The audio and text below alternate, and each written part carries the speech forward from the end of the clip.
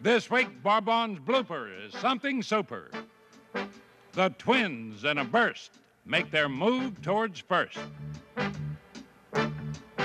And Lou Brock keeps up his amazing pace trying to catch Cobb in the base-stealing race.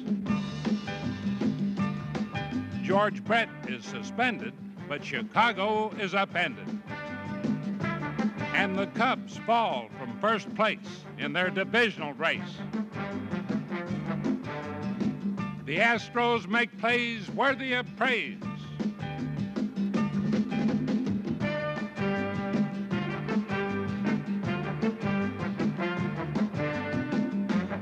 And the Mariners of Seattle give the Yankees a mighty battle.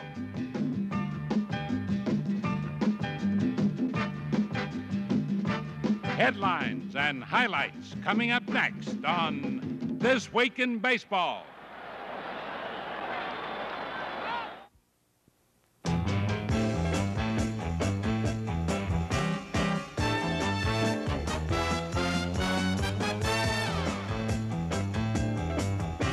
In the race for the National League Eastern Divisional title, the Chicago Cubs have been falling on some hard times. Left fielder Larry Bittner found that out. You make a great play like that, and then suddenly you find that you have to leave the game with an injury. Worst of all, the Cubs ace reliever Bruce Sutter was hurt again and will be out of action until September. The Cubs held first place since May, but lost their grip on it this week.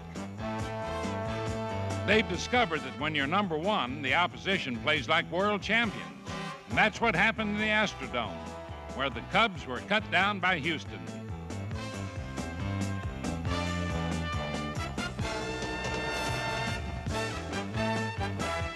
The Astro van is parked in third place in the West, but the Astros are shifting into high gear. Just watch them rev up and go.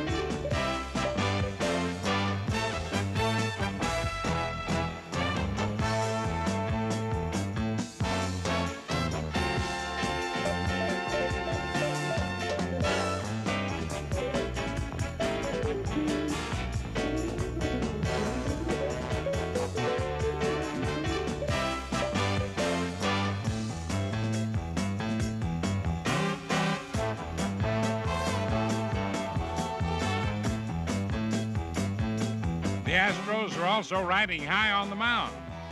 Pitcher Joe Niekro, pressed into a starting role, hurled 2 shutouts this week, giving him one of the lowest earned run averages in the National League.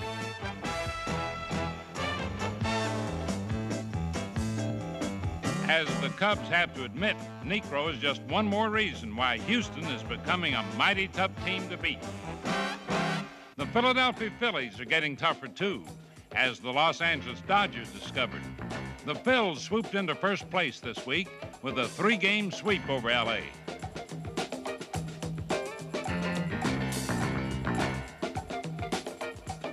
Philadelphia's pennant drive has been led by the Bull, slugging outfielder Greg Luzinski.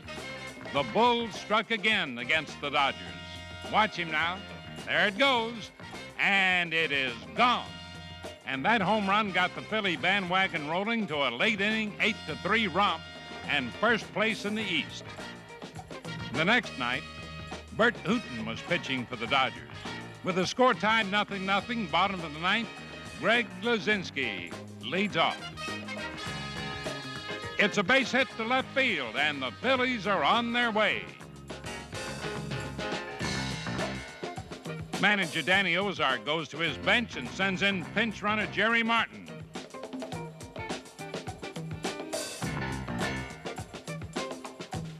Hooten must now work with a winning run at first base. Richie Hebner's the batter, and he strikes out on a wild pitch, enabling Martin to advance to second.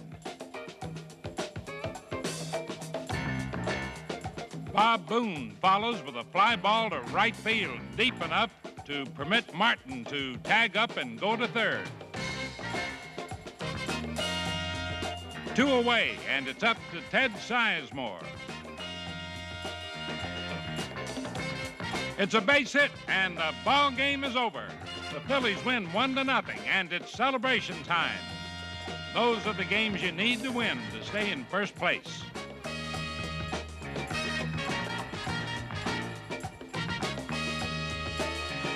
But you also need pitching to stay on top, and Steve Carlton is Philadelphia's man.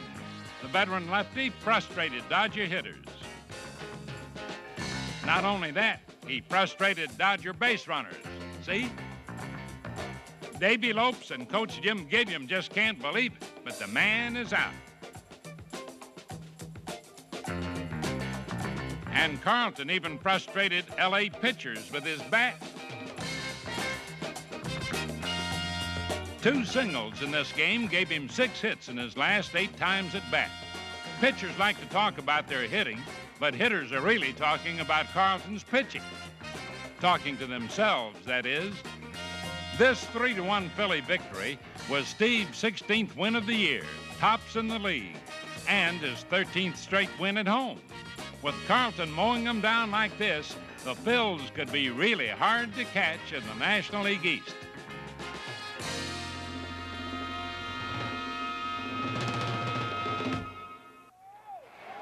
Pennant pastures grew a little greener in Kansas City this week, as they did elsewhere in the American League West. That's because the Royals came home and stole 3 straight from first place Chicago. Watch this.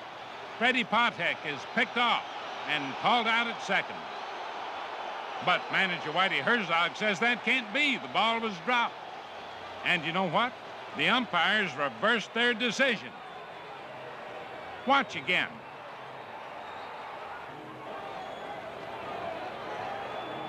How about that? The ball was dropped. This just wasn't Chicago skipper Bob Lemon's week. The Sox got good wood on the ball, but this one is right at the pitcher. Meanwhile, Royal hitters had a field day. Big Bad John Mayberry singled, doubled, tripled, and homered in one royal rout. And Kansas City played his theme song.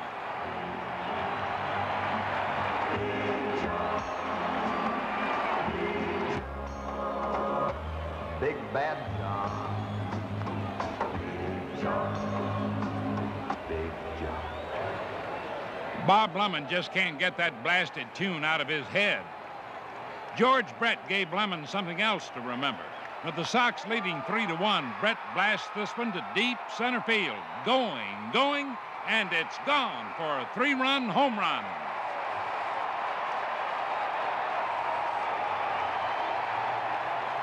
The 3-game sweep packed 4 teams within 3 games of each other. A lot of fish in a small pool. So who'll sink and who'll swim in this wild western race?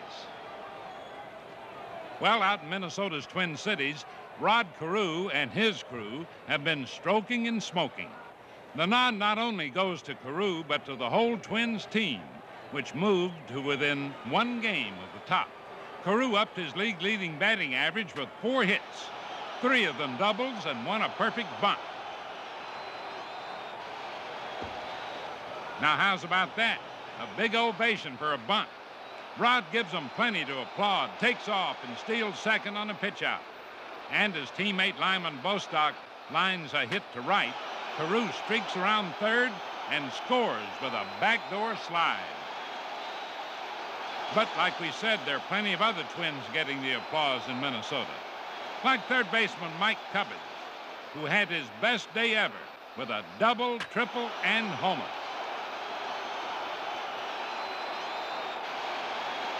And with hitting like that, he drove in 5 runs. The Twins topped the majors in runs scored, too. And what remains to be seen is if they can top the White Sox, Royals, and Rangers in that zany race for the Western Division title. Meanwhile, the expansion Seattle Mariners are not contending for a title, but the Kingdome has been staging plenty of baseball drama for the fans of the Great Northwest. Recently, Seattle's 1 millionth fan attended a game and received special recognition. Mr. Don Riley of Seattle, his wife Carol, their children Melody, Patty, and Kimberly. This season has been particularly rewarding for a favorite of the fans, Seattle's first draft pick, Rupert Jones. Situation in Seattle where I came in right on time. I got picked up in the expansion draft, and I got to a city that really wanted baseball and really loved baseball. And the people there are fantastic. We have a nice turnout. We got a nice team. My team played with a lot of heart and desire. And I'm telling you, I'm having the most fun I've had in my life this year. Rupert also happens to be a lot of fun to watch. He can put on a show in center field. And he's a star at the plate. A long drive to deep center field, way back. It's off the wall. Now watch Rupert turn on the speed and the crowd. And inside the park home run. That's Jones' 20th homer, but he's just one of 4 Mariners with over 50 RBIs. Others include Leroy Stanton. He launches one, and there she goes. Bye-bye, baby.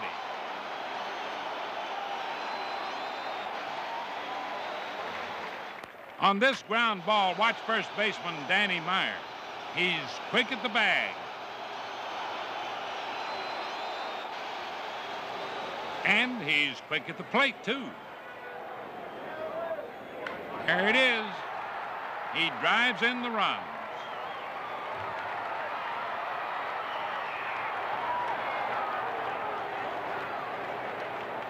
And speaking of RBIs, third baseman Bill Stein ranks high in that department. Deep to right field. Going. It is gone. No doubt about it, the Mariners have been putting on a show in their first big league season. And the fans ain't seen nothing yet, according to Mr. Entertainment. Co-owner Danny Kaye has this to say. The constant building and developing programs that we are going to go through, I think by the time 3 or 4 years rolls around, we will be able to field a club that is not going to be a source, not only going to be a source of great pleasure to us, but I think will be a source of some irritation to other clubs. Your Mariners have caused plenty of irritation to other clubs already, Danny. Fact is, they've played 500 ball over the past 2 months. The Yankees, for instance, have not enjoyed their visits to the Kingdome. The Mariners took 2 of 3 from the Yanks this week, showed lots of speed, too. Rookie Julio Cruz steals second with a fadeaway slide. Greg Nettles rips one to left center, but watch Dave Collins race over and take it away. Exciting baseball like this backed a sharp pitching performance by Glenn Epp, who handcuffed New York to get his 6th straight victory.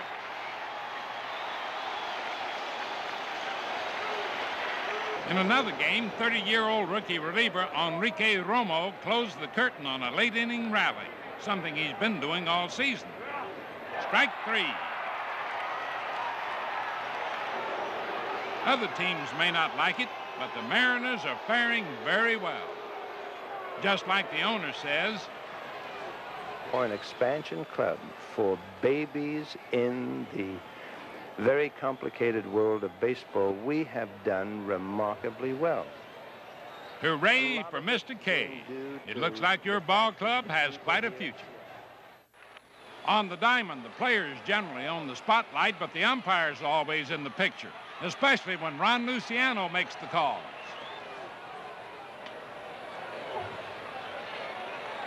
Just watch him do his thing. Fans love Luciano because he's a real showman and because he's Well, because he's a real fan. And Ron just loves to tell a story. Nolan Ryan was trying for his second no-hitter in a row. And he's out there, and in the 6th inning, Remy made a diving catch of a ball that was unbelievable. Threw over to first, and the guy's out, and I stood there applauding. I'm supposed to call him out, and I'm standing there applauding.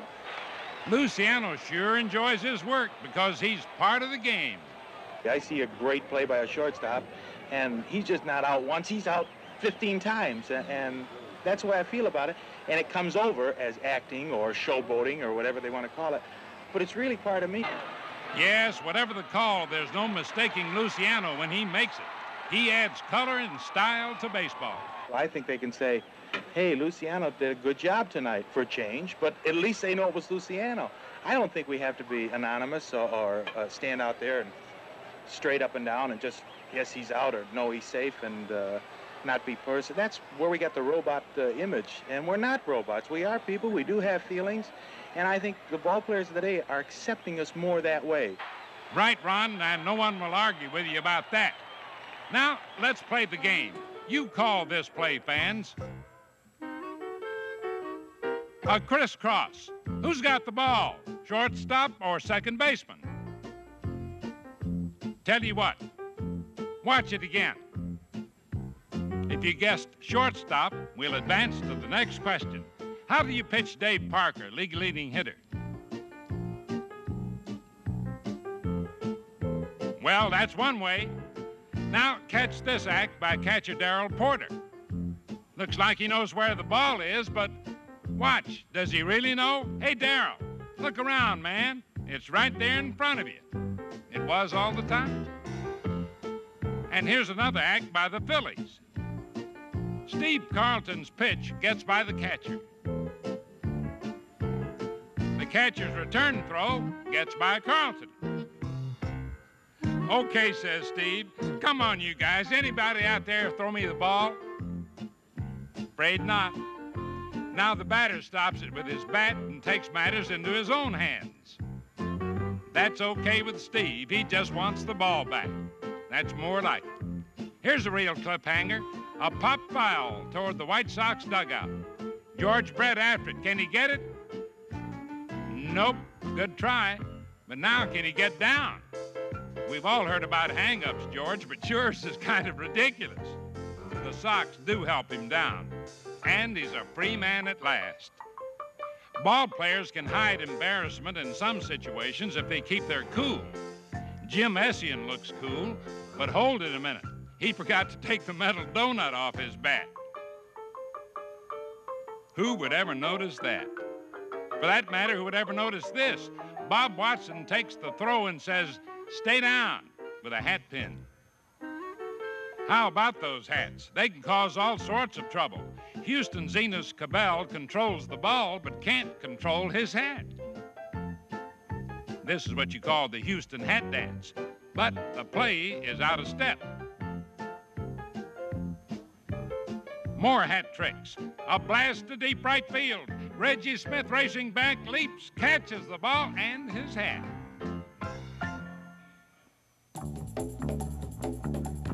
And hats off to these plays. A line drive. It's grabbed by Dwayne Kuiper. One out. Double play. This one you have to see to believe. Ted Simmons drills it to deep center field. Atlanta's rookie Barry Bonnell goes way back, up, and he's got it. Seeing is believing. Cincinnati's George Foster has also been hard to believe. Watch him now. He digs in. He's ready. And the pitch. Foster slams one deep into the upper deck. It measures over 500 feet. George has 38 homers, not far behind the pace of Roger Maris, and leads the majors in RBIs. And speaking of homers, how about this? Bases full of bucks. Frank Taveras, the batter. The pitch. Taveras lines it over the bag at first, and the ball gets by Ken Griffey. Watch out now, Ken. Taveras can really fly, and here he comes, all the way around for an inside-the-park grand slammer. A scintillating sight seldom seen.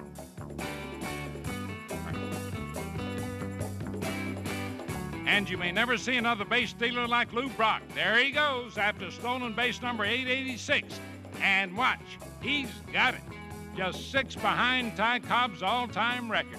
And Lou, we're counting down. In California, the Angels are counting too on Bobby Bonds, this week's winner of the Gillette Special. Bonds belted 6 homers in 6 days. During that stretch, the Angels didn't lose a game. Bonds is also up among the leaders in homers, RBIs, and stolen bases. And once again should make the 30-30 club. 30 homers and 30 stolen bases. Congratulations, Bobby. Nice going. Goodbye, everybody.